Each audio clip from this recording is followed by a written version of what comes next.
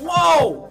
Yo, Will, that got me hyped. I don't know about you, but putting the music on the front, having it in my ear, Beyond the Fairway podcast, we are back in this thing.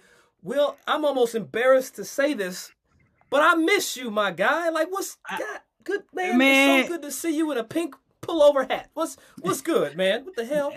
I'm just glad NBC finally cut a check. Like, man, all the back and forth and the who's what, and then people in my ear like, are y'all coming back? And, you know, I just had to say it in a roundabout way. We ain't canceled. We just gotta get the money right. Like, I mean, like, damn. So that's taken care of because, as you can see, Will Lowry, Dougie Fresco back up in this thing, Beyond the Fairway. Will, can you believe, after all that we've been through, somehow this is season 3? Like, season, 3 of them. This is season the third. Trey. Oh. Season Threats. Is it Threats or Threats? It's neither, but that's fine. Keep going. Okay. I love it. I love how you're moving right now. This is Nisai Singh. This is season Sing. It's my Japanese. I don't know if I got it right. Let's not do that. That might be offensive in certain cultures. You're right. Let's just keep it. I'm still searching. Okay, 3. Will, I have not seen you since we did the APGA broadcast, and let me say something. And I still technically didn't see you. Didn't see me, but let me. Right. Well, what I did see before I say that, let me just say this out loud in public. I thought you did a good job. First time on air in that capacity. Golf Channel, co-produced PGA Tour Live Entertainment, Will Lowry. But what I'm most impressed about, hit me, is you let your hairline out for the public to see. I did not expect that. I didn't expect to see the hairline just not exist. Hey, dog. Hey, you know I always keep a beanie nearby, and I had the beanie on the whole time. It was like the ongoing conversation with all the producers. Like, is he going to keep his beanie on? And it was 3, 2, and I'm like, shit. 1 off. Hairline out, more vulnerable than I ever expected. But, you know, I hear there's some advancement in the hairline game right now. I just got to go do my research. But I hear for the 3 time that it got something new out. For the 3 time. For the 3 time. No, but that was a dope event, man. But I think it needs to be said right here Beyond the Fairway where we, you know, it's no BS right here. So I went through the data, Will. That was the third hardest ranked, I lied. That was the hardest golf course played on the PGA Tour this year, Torrey Pines South course on Saturday. Them boys went out there on Sunday in worse weather, in worse conditions, and you and I and Damon Hack had to bring it out to the masses. Well, it was tough golf, tough conditions. I thought the guys did really well. A great winner in Marcus Bird in that event. But you got to cut these guys some slack. Scoring average was 2 over par, and they went out there and did just the same. Just saying. I mean, I was getting a lot of, like, bad feedback on my guys. Like, are these guys good enough? Right. And I'm like, the course that they played on that final round, the Farmers Insurance Invitational, was not even the same course as the PGA Tour played at the Farmers Insurance Open. The day before. It was a day before. It was the same course, but not the same setting, not the same atmosphere, not the same environment. And the fact that, you know, you saw these guys playing north of 4.5 inch rough, 5 inches of rough. Mm-hmm. And these guys really held their own. So, I mean, shout out to these guys being on the national TV stage and playing some great golf. For the first time for a lot of guys. Some of them first time. Playing 30 Gs. 30 Gs. But it also still brings back to the question that I had in the opening was, who's going to be the face of the APGA Tour? Like, who's going to be the face? Is it going to be Marcus Bird, who is getting off to a great start? Right? Is it going to be the our one of our close friends, Christian Evans? You know, he's back full-time golf.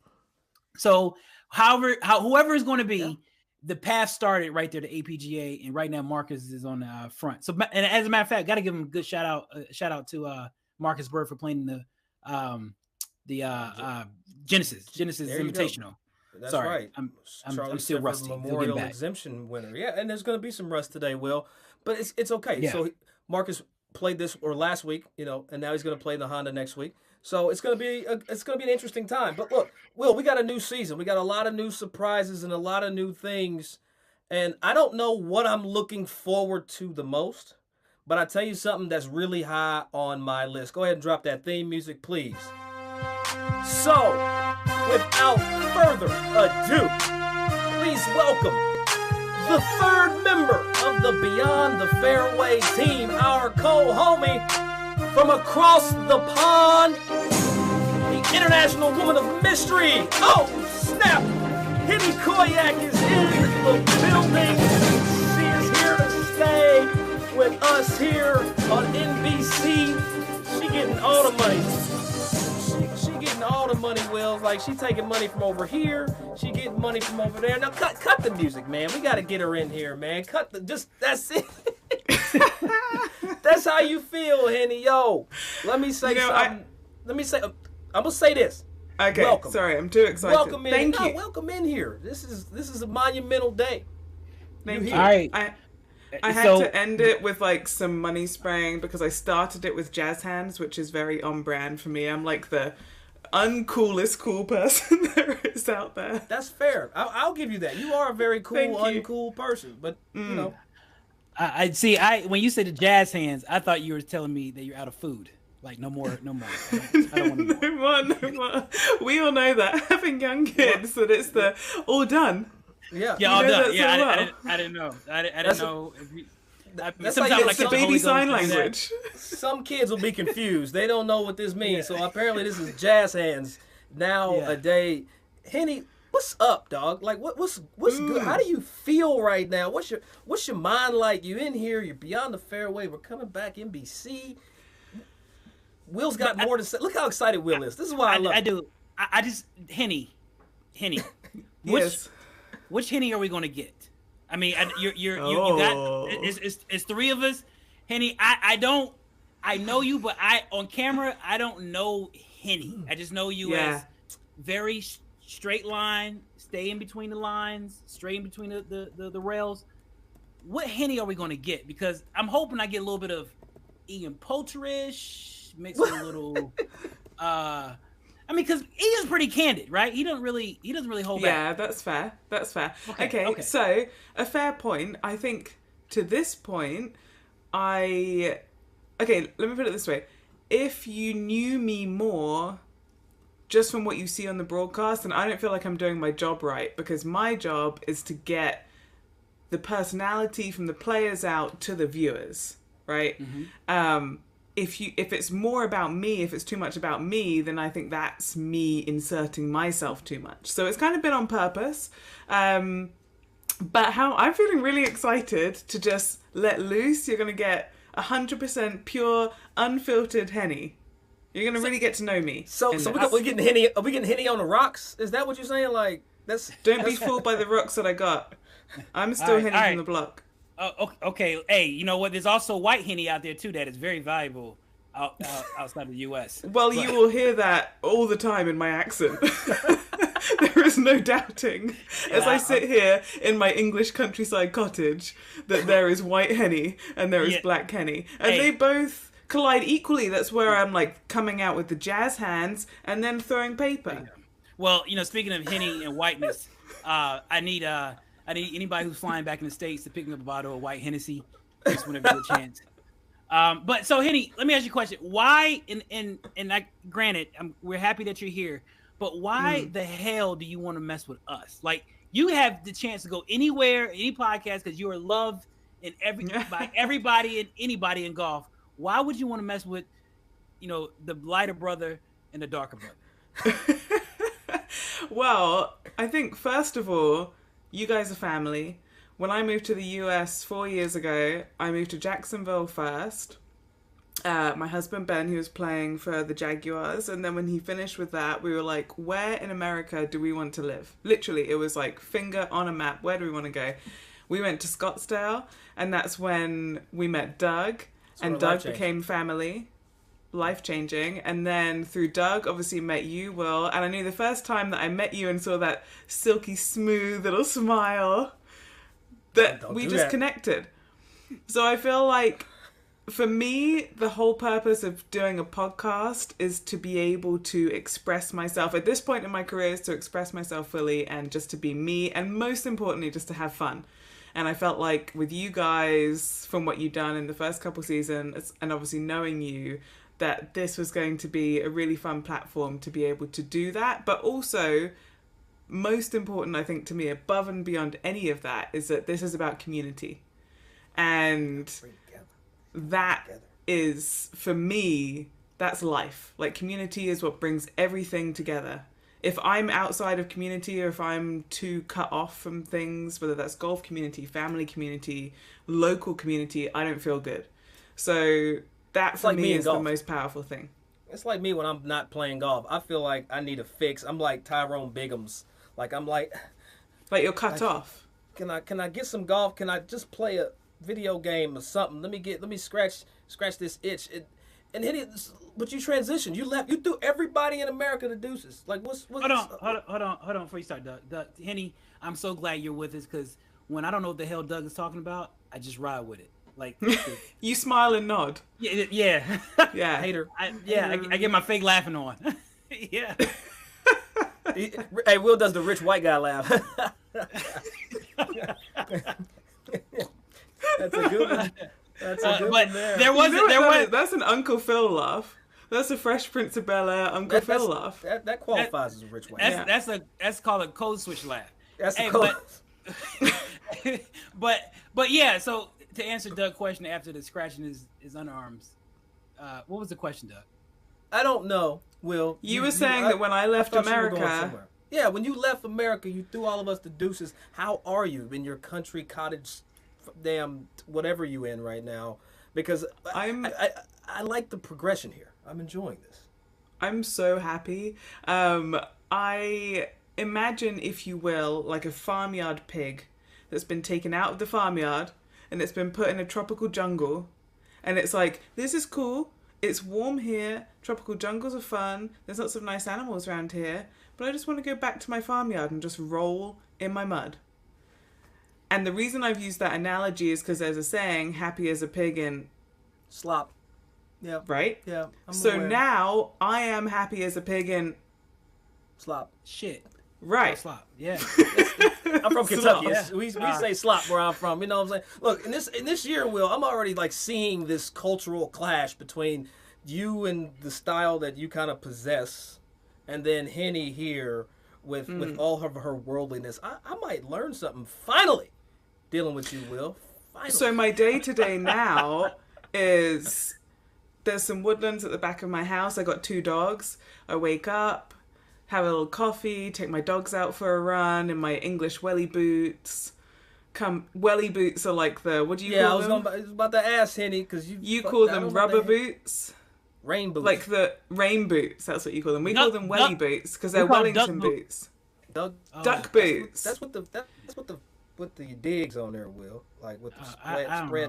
What do you call them? Rain boots? I'm learning, Henny. Keep going. Welly boots are a quintessential English item. When you move to England, you must immediately get yourself welly boots. They must be British Racing Green. It's the law. So I go out in my British Racing Green welly boots, take my dogs for a walk, cook up a little bit of breakfast, maybe go work out, spend time with my daughter. Then in the evening, I go into the studio. I cannot complain. There's nothing for me to complain about right now. Okay, well, as we move forward from the welling boots and duck boots, construction boots, whatever it is, are you as this Tim's as you embark on this new endeavor with us, are you in the new freedom, Henny? Are you at all hesitant about maybe some of the, I don't want to say backlash is the right word, but like everybody seeing this new side of Henny that they never saw prior? No, I think that's a good question. I am 33 now. I know. I'm a mum. I am pretty comfortable with where I'm at in myself, in my career. Being a parent really changed me. I think I feel a lot more comfortable in myself. And so I think I'm just in a place where I don't feel like I can say anything wrong. But just saying my opinion, I'm completely cool if people don't like that. And, you know, I just think the way of the world is that some people will like it and other people won't. And I'm okay with that. Well, let's talk about the next topic, because this is interesting, Henny, because we talk about progression in careers, etc. Things changing. Things sound like they've changed, and it's good for you. I'm happy you're here. I can't wait to, we're gonna be a little cautious today to make sure you keep the lights on. But then as the season goes on, I know we're gonna start to piss some people off, because that's what Will and I have been known to do. In the world of golf, there's a hot thing coming out. This Netflix documentary. Right, so, and I think that I've seen you say some shit on this thing a couple times. This full swing. Let's talk about the project, because I feel like a lot of people are receiving it differently. I felt like in the first episode, my take, they really tried to bring this clash between JT and Jordan, and I was just like, what the hell is this? Like, they're friends, and now you're trying to make them have some type of beef, and then the live shit. We'll get to that. But I want to talk about your involvement. How was the project for you, and what was it like just kind of working with that team? Yeah, it was cool. I came very late to the project. I did my filming for it at the Tour Champs. And we had really limited time that week, so I tried to get through as much as I could. But my general involvement is that I saw the guys, they were out there on tour pretty much every single tournament, capturing so much footage. There's so much footage on that cutting room floor. It's insane. Like, they followed the guys everywhere they went. Ricky Fowler had a little camera with a microphone pinned to his hat everywhere he went all year long. So some of the conversations and content and stuff, it's been really interesting for me to see the final product after seeing the cameras follow them everywhere. Every interview the guys went to, they came to our Sky Zone and the majors, they captured everything behind the scenes. So yeah, there's a lot on the cutting room floor. So I saw all of that. The guys approached me and said, would you like to be involved? I was very flattered. I was like, yes, of course. So at the Tour Champs, we were in the women's locker room. They had this whole amazing setup. There's so many people involved, but everyone, because you're thinking Netflix, right? And you're like, oh, are they going to be a little like uppity? How's that going to be? Everyone was super down to earth, so lovely, so welcoming, sent me texts afterwards and were like, your pieces are great. They're coming out really well. They've just been so informative and lovely throughout the whole process. They honestly have been a joy to work with. That's that PC shit right there, Will. You saw that? You see how she got PC real quick? No, I just think that's an interesting point, because I thought that I said Netflix. I was thinking like, ooh, how are they going to be? Because I only know the world of golf broadcast, which is a very different level to Netflix. So I just thought that was interesting that everyone was. I almost thought to myself, why are they being so nice to me? Like, I'm no one. I'm a little teeny tiny fish. Okay. But now both of you guys are in this media space. We understand when a point is trying to be made, right? So my question is the piece as a whole coming across as making you want to get involved in golf, or is it kind of showcasing the fact that that's a good question. Just rich people, excuse me, I'm not being disrespectful, but these rich athletes are getting around in the game of golf, and there's really no, I don't say consequences, because there's some time when they flash that zero because they didn't make any money that week. I don't care. No, like, I don't care that you. But have you seen the? Okay, I'm gonna ask you. Have you seen the Tony Finau episode? That's where I'm at. That's where I've stopped. Did you see? Yeah. You stopped? Have you seen it? Yeah, when he lost his money, that made me cry, and that was good. So you saw the. It made you cry, and he's hitting shots into his garage doorway, and they've got little holes, and they're like. What about the other 7 episodes? Are they making you want to be a part of the game of golf? Is it really bringing people in the game? And is that the point of this thing? Because I'm still trying to figure out, like, what's the point of this whole Netflix idea they stole from Will? Let's put it there.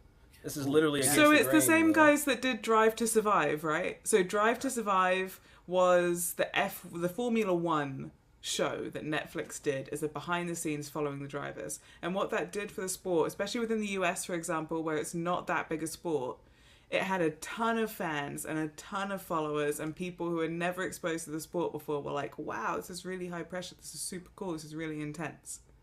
And so that's about to launch its 5th season, so that's how successful it's been, and it really has brought a lot of new fans to the sport. Then they did the tennis one, which I haven't seen. Now they're doing the golf one. So that the premise is that yes, it should bring a whole new audience who would never, right? The kids today, I made myself sound old saying that, but the kids today, they're not watching live TV.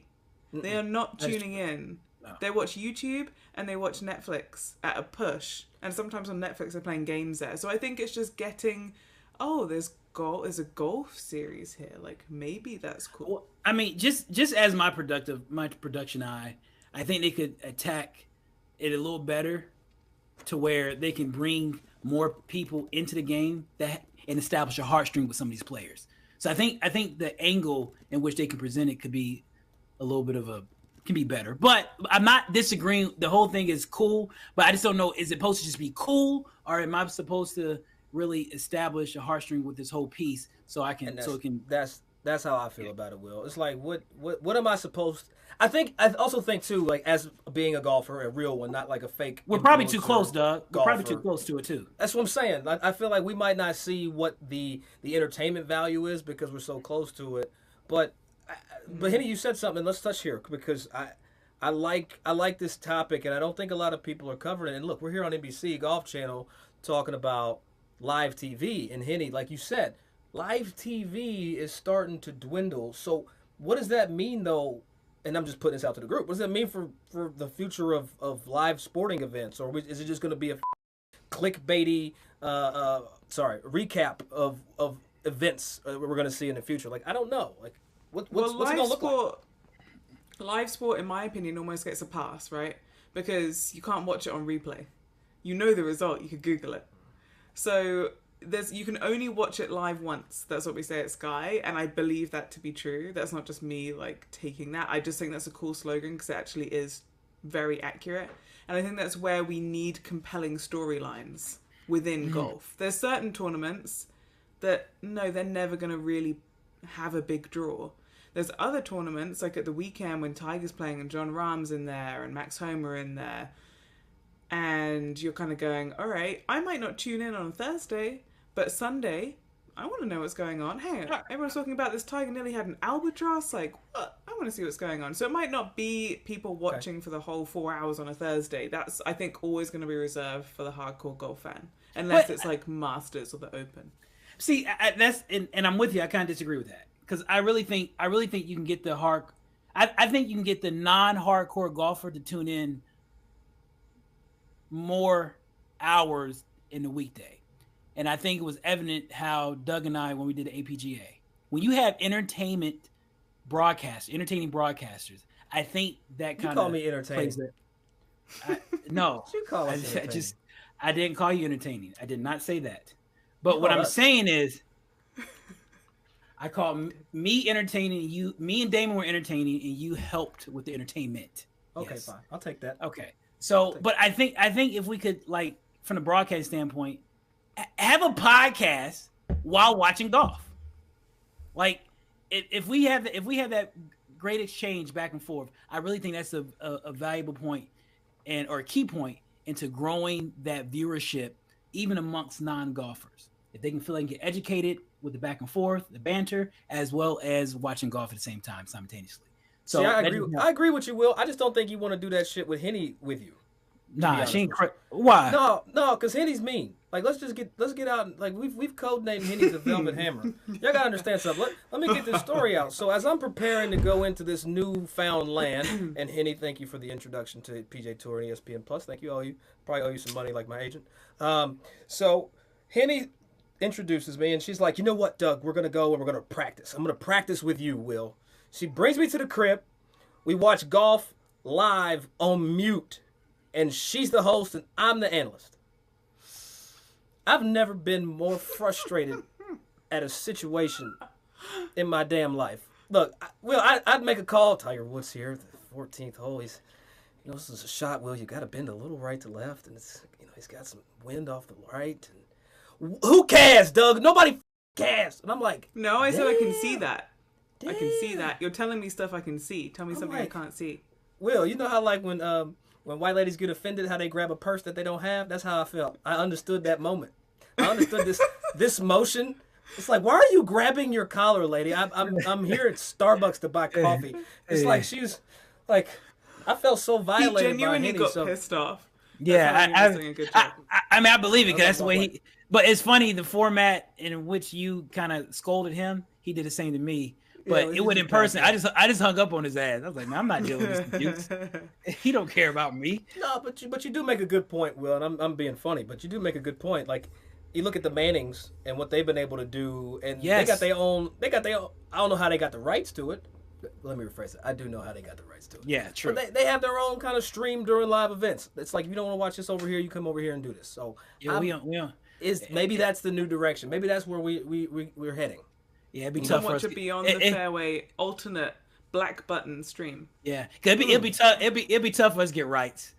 We gotta get left. Hey. We ain't gonna. We get rights and lefts with some. Hey, but look though. So I'm thinking about the golf over the weekend, and Henny, I know your history with T-Dubs and whatnot. And we're not gonna talk too much about that, but we might ask some questions at some point in the season, just so get ready for that. Of course. You've been able to watch this man do different things and come from different, jump different hurdles. Well, not physically, metaphorically speaking. What did it mean to you seeing him even tee it up this week and then ultimately making the cut and finishing out on Sunday? That was. It was unreal. I think it was an underrated performance, honestly. Like, I know everyone was very happy to see him back, but actually to take on that golf course, which is a big walk for someone who hasn't competed since last July. Hasn't competed since last July. Last year he competed, 3 times? I just remember the PGA Championship. The Masters, PGA Championship, the Open. That's it. The father-son tournament. Yeah, they don't. Yeah. I mean, I get what you're saying, but it counts. Okay, it counts. He had a cart. Okay, that's what I was saying. But anyway, for someone who did that, to be able to practice at home and then take that to the PGA Tour at Riv and to be able to compete, and okay, it was a little bit rusty in places, but to be able to hit the shots that he did and perform at the moments that he did, there was a huge improvement since last July. That for me is unreal for what he's been able to do and practice. The amount of dedication and work he's done day in, day out to be able to come out and do that, I think, is the underrated part for me. But my thing about it with Tiger is, I'm just not sure I'm at a place where I can enjoy Tiger playing just yet. And because like I pay attention to the stuff that people may not be paying attention to. For example, his walk, his gait. Will his gait fall off towards the end of his rounds? Like, because I feel like I saw it. The first round, he was upright, he was ready to go, he had spunk in his step. But that Saturday round, ugh, that man had a little limp to his walk. So I get more concerned about that because I'm so passionate about who he is and what he's doing.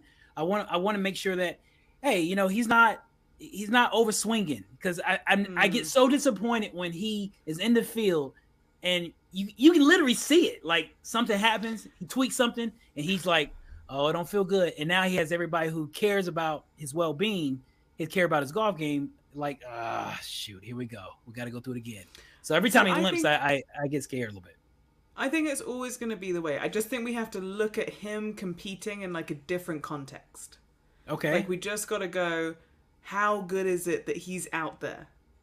Right. Like, you see that, like, the little girl with the sign and him ticking the box. Like, he's just inspiring people being out there. Full stop. Right. I feel That's the that. context I think we have to look at it in. And if he makes the cut, super cool. For me, seeing him out there just enjoying, as he said, like, he misses the locker room. Like, that's the thing he misses the most. That makes sense. sense. Just him as a guy, it's just good to see him being able to enjoy that and have that connection, that community that we were talking about again. So hold on. Let me come in here, Will, because we need to discuss something.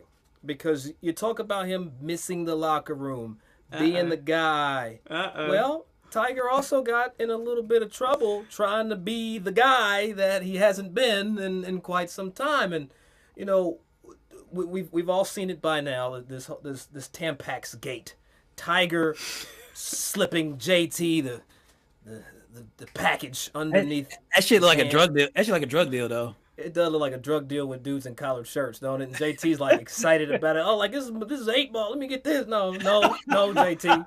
This is something. This is basic. A golf ball. This is not. This is a tampon. And Henny, when we talk about Tiger being back, he's a prankster. He's a jokester. He likes to mix it up and get in there. But we'll get into some reactions here from the public. But I want to talk to you a little bit about it. Will knows I like to be neutral on certain topics. I thought he was going to get in way more Will shit shaking his head than he got into. Tiger was a G with it. Yeah, I gave him a tampon. I'm sorry if you were offended. And that was it, right? But I feel like there's a lot of women. Opinion. My What's opinion your is, opinion? I mean, I don't have one. They're gonna be neutral. No, Doug. We're not doing that shit. We're not doing Get that off shit, the fence. You're not doing that. I'm not on the fence. I'm saying it's a prank. It's a practical joke that's what people do. Like, that's a joke. That was my stance. I wasn't offended by it. I thought it was freaking funny. That's what I'm saying. I thought it was funny. Ha ha. But in that media space that we now kind of circle in, I knew like, oh shit, this is gonna come back up. This is gonna come back up, and I didn't mean to be the people to do it. But I'm interested to see like how everybody's take was. Will, like, were you affected? Were you offended by TamponGate? Who, me? Or you? Yeah. You first. No, I wasn't affected by it. I think I wasn't affected by it. I mean, granted, I would never know what it feels like to have a menstrual period every month. I don't know the first thing what a tampon feels like. However, I'm glad. Thank you. That's good. So, however, what I'm more offended by, I feel like the media is weaponizing femininity. I that's what I'm more affected by because I think every article that I read, it wasn't athletes that were saying anything. So I'm curious, and I really want to hold responsible to some of the female golfers in this space. I haven't really heard too many women golfers. I think we had a quote from Paige Spiranak, but professional women golfers who are on an LPGA tour, I want to know what was their response? Were they offended by it? Because I think that's the only thing that can save this whole. This whole debacle. I'm not really happy with how the media is kind of taking that out of weaponizing femininity. Will, that is a statement. So let's see. Weaponizing femininity or weaponizing the woke movement, whatever you want to call it. That can be woke-ish, I guess. Let's see some of the reactions, because we were saying there's some strong reactions. I'm sure you guys have seen it, but if you haven't, let's take a recap of both sides of the argument. Paige Spiranak said, "It's interesting to see women outraged by Tiger slipping JT a tampon after outdriving him, but those same women will quickly tear me down for how I've decided to build my business. You can't pick and choose when to be a feminist." I'm just going to read without comment, and then we'll... All right. Yeah, okay. All right. Pamela Maldonado. Tiger... I will have an opinion for everyone sitting here thinking, I wonder what Henny thinks. I will tell you. Says, Tiger Woods apologizes for the tampon. That's dumb. It's all in good fun. As a chick, it's all in good fun. She's a chick. She identifies as a chick. I love it. Right. Christine Brennan wrote a USA Today article which was very strongly worded. She said, "Really, Tiger? You're a 47-year-old girl dad but thought tampon stunt would be funny? I'm guessing most of the millions of fathers and mothers who support athletic daughters probably have retired juvenile pranks that were intended to demean those girls they love, but not our Tiger." Fighting words. All right. Miss Brennan was a little my feisty opinion. Right there. Okay, here it is. Hold on, here it comes. So, first up, I think we have to be incredibly careful, and I believe this to my core, when we try and stifle people's creative outlets. So when that comes to music, art, humor, I think those are all subjective things that if you find something funny and I find something super offensive, cool, that's fine. Do not take that down. Do not censor that. Do not apologize for that. A prime example is actually at the weekend, my husband came to me and he goes, hey, here's this South Park skit on Harry and Meghan. And I was like, oh, I don't find that funny. Like, I don't find South Park funny. And he's like, I really like South Park. It's, you know, like the early stuff was really good. I'm like, cool. I don't find it funny. I'm not going to shame him. We can't shame people for the humor that they find funny. I really disagree with that. The second thing is that we're living in this very intense period of time that everyone is under an intense spotlight. And I think to your point about weaponizing, woke culture versus far right and cancel culture are clashing against each other. And I think each side is using anything they can get their hands on to try and put their point across and their argument across. It's vicious journalism. It is. So that's the two things that, like, I want to preface my opinion with. My opinion personally is that when I saw it, I smiled because before that, on the tee box, you see Tiger like light up like a little kid because he's outdriven JT. And then down the fairway, I smile because, okay, it's a silly joke, but I can't, like, do you call it juvenile, call it whatever. Like, I wouldn't be able to say fart on air without smiling. I don't think many people would, like, stifling a smile. That's juvenile as hell. But like, if that's his humor, that's his humor. Like, if you're offended by it, be offended by it. I just don't think that we should demand apologies from people. And then the other thing is, I have a bit of a rant to go on here. Here we go. The other thing is, wasn't it just last summer that we were applauding Tiger for flying, taking time out of his schedule, flew from his house to the US Open to cheer on Serena Williams in the crowd, and we're all going, he's supporting female athletes. Isn't this so cool? He's supporting a black female athlete. Yes. And then also, isn't this the guy that we've been asking for like 20 odd years? Tiger, open up. Tiger, let us in. Tiger, open up. He opens up. He shows who he is. And then you're going, no, we're not like that. We don't want. No, you can't be like that. Yeah, no, that's it. Like, you gotta be like we thought you'd be. Perfect, like godlike image of how I want you to be, but I don't want you to be like that. But I don't. So there's a million voices saying how you should be. And that's just wrong. You got to let people be how they're going to be. And then my final point is that in terms of growing the game, inspiring women versus demeaning women, I was inspired by Tiger. I think most professional golfers, male or female, of our era can say and below that they were inspired by Tiger. How many thousands and thousands and thousands of girls has he inspired to take up the game?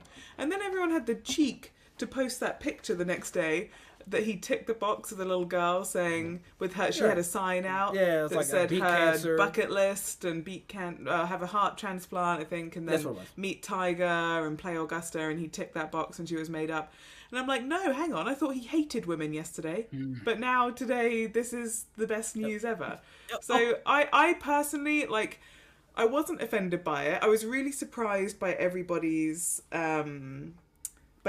reaction. And there's a good friends of mine that were, and to your point, yes, some former female athletes were offended by it. I get that there's, we have a long way to go. I understand sensitivity. And there's a lot of, a long way to go. But I almost had to question myself. That night, I'm lying in bed and I'm like, did I just get swept up with what all the comments I was seeing and everyone was saying? Let me just analyze this. Like, am I actually offended by it? And then I got annoyed that I was even thinking about it because it's just so dumb. And I was like, I don't want to waste my time thinking about one dude handing another dude a tampon as a joke when actually there's policies in place that are controlling women's bodies. There's not enough parental leave. If you have outrage, how about you have outrage to those two things? Where's your outrage to that? I don't see you flooding my Twitter timeline with your feminist comments about women's bodies and women taking time off. So let me ask you this question. Here, I love that. I don't. Is that the rant? Jazz hands. Yeah, jazz hands. Okay. No, I was just like, okay. But my thing is this though.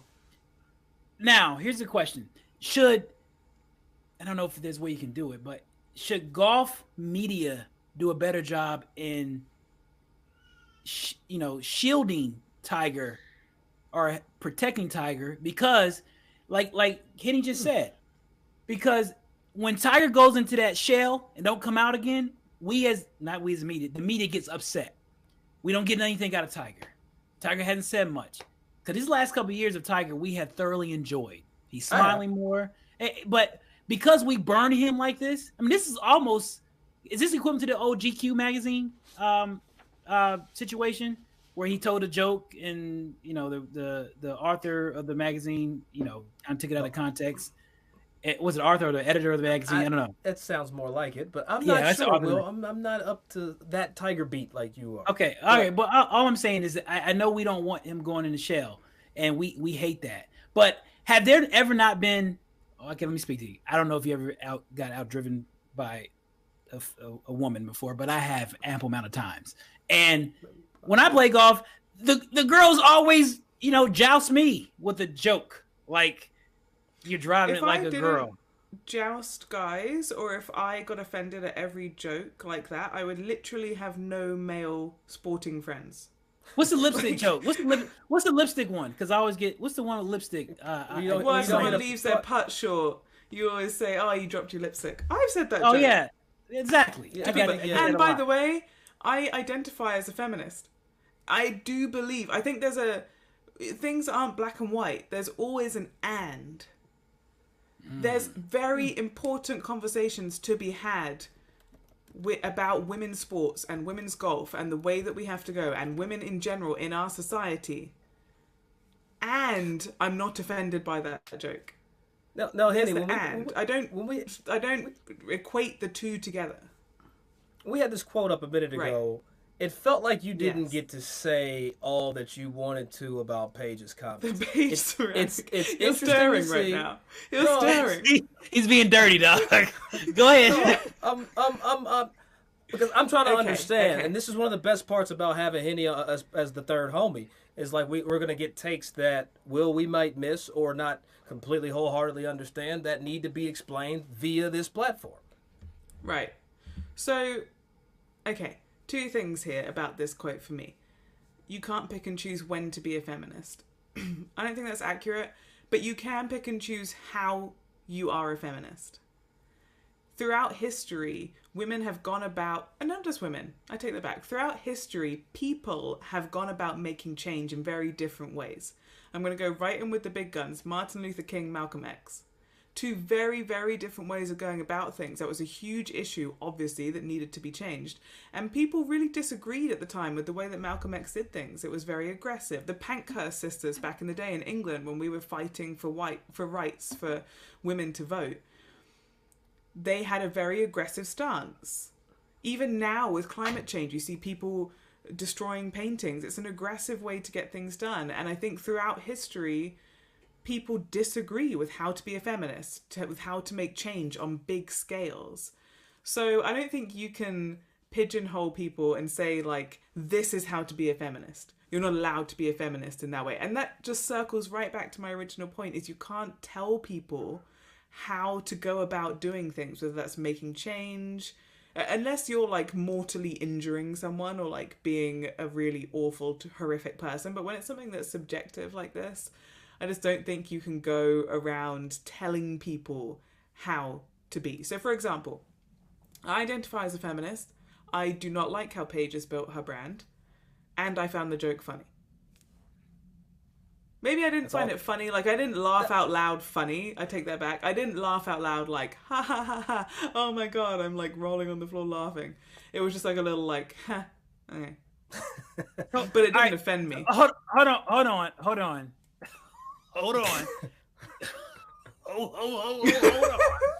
Back in the day, we'll beep. Back this thing right back up. When you say you're not a fan of how Paige built her brand, can you please elaborate on that, please?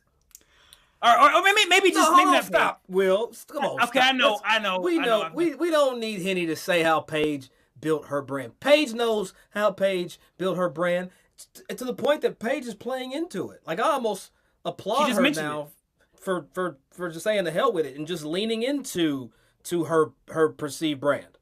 So, okay, well, Henni, how do you feel about influencers? Like this whole influencer thing with. I'm scared. I'm just going to tippy toe in, tippy toe out. How do you feel about influencers, Henny? Says the influencer. I am not an influencer. Okay. Influencers. Oh, where do I start? It's the same people. It's the same people every single week at every single tournament. Are you bringing me something new? No. I just see the same things dressed in a different branding. It's boring as hell. Like, let's actually get some diversity in there from like an age and ability and everything point of view. But that's the thing about the brand. Like when you're speaking to anybody, the 60-year-old individual who their target market is, they still won't get a 60-year-old influencer. They're still going to, like you said, why? It's going to get the 30-year-old. Give me like a there's no wheelchair there's no wheelchair access to PGA Tour hospitality. Let's just be honest. But my thing is this though. This is what frustrates. Right. This is what frustrates me about brands. I don't know if brands actually have an understanding of building that, bringing a person who has influence in their community, because I think what's influence? Like it's perceived influence. Like you see there are people out here. There's a dude that swings with the one arm that be out here hitting shots at Top Golf. I gotta apologize to him. Yeah, but my thing is this: he's not a golfer, right? There's certain people that do move in and out of circles. the trick shot influencers. Do a backflip off the top deck, hit a golf ball midair, and land on your feet. Just do something real. Like an influencer should be real. I should be able to connect with you. I have to apologize to Snappy Gilmore. I have to apologize to him. That's what I was talking about. Yeah, Snappy Gilmore. I was mad at him at first, right? Who is Snappy Gilmore? He's the one-handed dude with the sunglasses.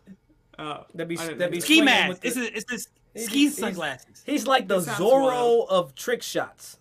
It sounds annoying. Like, he'd be swinging it, and then he. But my thing was with Snappy was, I couldn't understand how he was getting all this press, swinging one arm when he was blessed with two, right?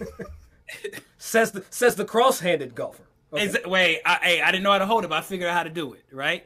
So and then I was upset at Snappy because he was here at the President's Cup because he's sponsored by Genesis, right? And the President's Cup had a thing after the actual competition, and I extended my hand to Snappy, like, "What's going on?" And it was just like it was a intense, like, "Yeah, who are you?" Like, whatever. Did he limp fish you like with the? Yeah, it was tough. So I was upset with him. I'm like, who the hell is Snappy Gilmore? So then I called Roger, voiced my complaint, and Roger, he humbled me. Roger Steele, sorry. Roger Steele, for those who was a major influencer, major genius in the storytelling. And Roger said, I said, man, Snappy ignored me. And Roger was humble. He humbled me. He said, well, he don't even know who the hell you are. So that was fair. So I was giving Snappy such a tough time over the past couple months. Still, he don't know who I am. He probably don't know I was giving him a tough time. But I do want to apologize. The hell out of here with that weak ass apology. Look, here's my thing about what golf, is that? We'll just being politically correct. Will talks about me being neutral, and he does some politically correct shit. Look, here's my thing. I don't understand, one, why golf needs the influencers. Is that how bad we need to grow this game? Like, hey, let's get so-and-so over here to do backflips and shit so that they can see that we're growing the game here at XYZ company. Yay, hurrah. Like the NBA has players. The players are the influencers. No. The players No. I ain't never seen an NBA influencer. I disagree with that. I think golf do need influencers, but I think they need the right influence that is actually influencing. Because like you said, the backflip ain't doing shit. But if you see an individual going out and trying to provide change within the game, who's trying to have active campaigns in the game, who's trying to create a community around an initiative, that's a true influencer. But a call to action. A call to action. But a simple, look, a lot of the influencers right now are good friends of mine. And I really like them. They're great people. They work incredibly hard. Very hard. So don't get that twisted. I just want the pool to diversify and grow. If there was an influencer at a golf tournament, right? Because I know you might be thinking, Henni, you're just coming up with problems. You're not coming up with solutions. This is what I want to see. I'll tell you what I want to see. I want to see a girl with big ass, big hips, a bit of a tummy. And I want to see her go into the merchandise, and I want her to tell me what works and what doesn't work. Stay away from the sleeveless section, Henni. That's not going to look good with the chicken wings. This hat looks dumb on your head because it sits too high. This skirt, well, it's down to my knees. It makes me look terrible. These shoes, these are fresh. This is looking good. All right, let's go to the bar. What's good here? Where's the good food at? Where's the good drink at? All right, where's the good viewing spots? Then if I was following that person on Instagram, I would actually be like, sweet, this is helpful. I can relate to you. This is cool. Yes, you are my guide to this golf tournament, and you're real, and you're actually a person, a human that I could imagine sitting down and having a drink with. Yeah, I agree with that. And I think that needs to be like representative across the board. I want to see a disabled person, but I want to see all these people by the same brand. I don't want to have like one person from the pool of D&I. I want a whole damn squad of like 10 people with diversity. But Henni, the brands don't see that. They see this person got this particular number. You got this many followers, and here you go. Here's some bag of money. I was talking to one of the one of the major clubs, you know, the top major clubs. Yeah, manufacturer. Couldn't get it out. Sorry, thank you. I was talking to one of the club manufacturers, and I was asking. I was like, "So, what do you guys look for when it comes to influencers?" You know, I said, "There's so many things that going on in golf that you guys can be a part of." Yeah, we're doing the diversity piece. Will, we got this basketball player who has over 500,000 followers. I'm like, that's not doing anything. Like, of that 500,000 followers, how many of those followers that follow him for basketball are going to convert to golf? Zero. That's maybe who already had maybe 100, maybe 100. That's the only thing that baffles me with these brands, because they don't know any better either. Let's take a random guy in from the street, just a random guy who's like a micro influencer, they call them. But be like, how do you perceive a golf tournament? And that's the thing is, I believe little influencers influence big influencers. That's what you got to do. But you got to do authenticity. Authenticity. Yes. That's our word of the week. That's our word. Authenticity. We've been authentic here today. That's it. That's how it's supposed to be. Welcome in here, Henni Koyack, third member to Beyond the Fairway squad. Will, we got a sister now. I don't know how this is going to go, but look, we want to know your thoughts. What's your thoughts on influencers in the game of golf? Let us know. We'll be back next week to chop it up. Holla at y'all. Beyond the Fairway Season 3.